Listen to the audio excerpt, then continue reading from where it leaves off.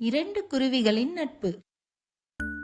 ஒரு ஊர்ல மைனா குருவி, பட்டுக்குருவின்னு ரெண்டு குருவி வாழ்ந்து வந்துச்சு. மைனா குருவியோட வீடு மணல்லையும், பட்டுக்குருவியோட வீடு கல்லாலையும் கட்டப்பட்டிருந்துச்சு. பட்டுக்குருவி சகல வசதிகளோடும் தன்னோட குடும்பத்தோட சந்தோஷமா வாழ்ந்து வந்துச்சு. அதே நேரத்துல மைனா குருவி ஒரு கஷ்டமான சூழ்நிலையில வாழ்ந்து வந்துச்சு. மைனா குருவியும் பட்டுக்குருவியும் எப்பவும் ஒன்னாதான் உணவு தேடி போவுங்க. மைனா குருவிக்கு பட்டுக்குருவி மேல பொறாம குணமும் இருந்தது.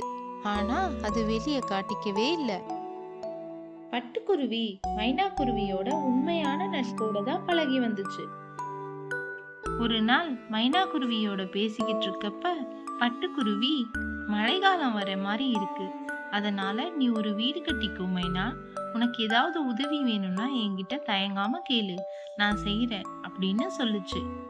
அத கேட்டதும் மைனா குருவிக்கு முகமே மாறிடுச்சு. இத கேட்டுக்கிட்டு இருந்த மைனா குருவி, சரி சரி அதெல்லாம் நான் பாத்துக்கிறேன் அப்படின்னு பட்டுக்குருவி மேல இருந்த பொறாம குணத்தால அகங்காரமா அங்கிருந்து கிளம்பிருச்சு. பட்டுக்குருவிக்கு ஒண்ணுமே புரியல. பட்டுக்குருவி சொன்னது போலவே மைனா குருவியோட வீடு ஒரு நாள் ஊரெல்லாம் மழை பெஞ்சு மண்ணோட மண்ணா போயிருச்சு. மைனா குருவியோட சோகத்தை பார்த்த பட்டுக்குருவி அத தன்னோட வீட்டுக்கே கூட்டிட்டு போய் குடும்பத்தோட தங்க வச்சுக்கிச்சு.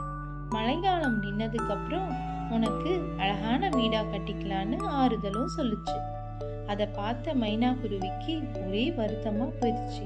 என்னை மன்னிச்சிடு பட்டு, நான் உன்னை தப்பா நினைச்சுக்கிட்டேன் அப்படின்னு மன்னிப்பும் கேட்டுச்சு. கொஞ்ச நாள் கழிச்சு மைனா குருவி தனக்குன்னு அழகான வீட்டையும் கட்டிக்கிச்சு. பட்டுக்குருவியோட உண்மையான நட்போட பழக ஆரம்பிச்சிச்சு.